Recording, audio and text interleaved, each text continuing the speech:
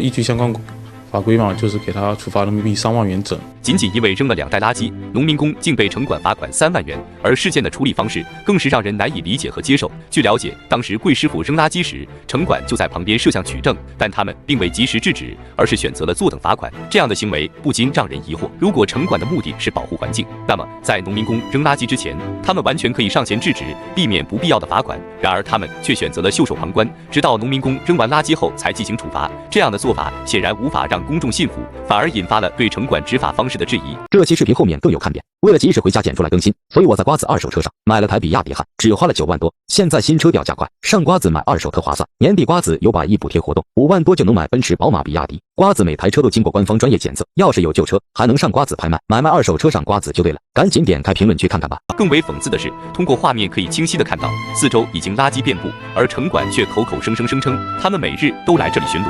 面对满街的垃圾不去清理，却还好意思说自己天天来，这让人不禁怀疑，城管的执法是否只是为了罚款？面对调解员犀利的质疑，城管却并未对自己的执法方式进行反思和解释，反而试图狡辩和推卸责任。这样的态度无疑加剧了公众对城管执法的不满和质疑。3万块钱我都交不起了，这。那他就是说给你说定这个3万块钱的时候，有没有跟你说这3万块钱它是依据什么样的一个条款？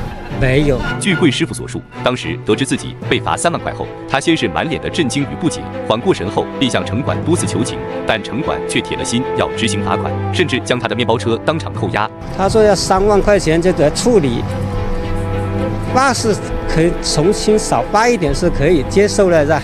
我的错都错了，我又第一次是吧？我又不知道是吧？而这3万元对于贵师傅来说，可能是他1年的收入。他并非渣土公司的人，也不是以乱倒垃圾为生，但城管却并未因此网开一面。即使调解员前来求情，城管也依然无动于衷，坚持自己的罚款决定。他们标榜自己是铁面无私，声称这是为了大家好。为了针对规范这种渣土行业，他对这种香车、黑车、野车进行了顶格处罚。就是为了促使这些人退出这种市场，转而是为了更好的那种培养更多的渣土公司，是要走向正规化。为了走向正规化，就对一名农民工罚款3万元，这个数目未免太恐怖了吧？奈何城管只认钱不认人情，所以贵师傅为了拿回自己的面包车，只能忍气吞声地缴纳了3万元罚款。这样的执法方式虽然看似有法可依，但却难以服众。公众普遍认为，执法应该更加人性化和有温度，而不是一味地追求罚款和扣押。那么对此你们有何看法呢？我们下期再见。最后多说一句，快过年了，开车回家有面子，赶紧上瓜子选车吧。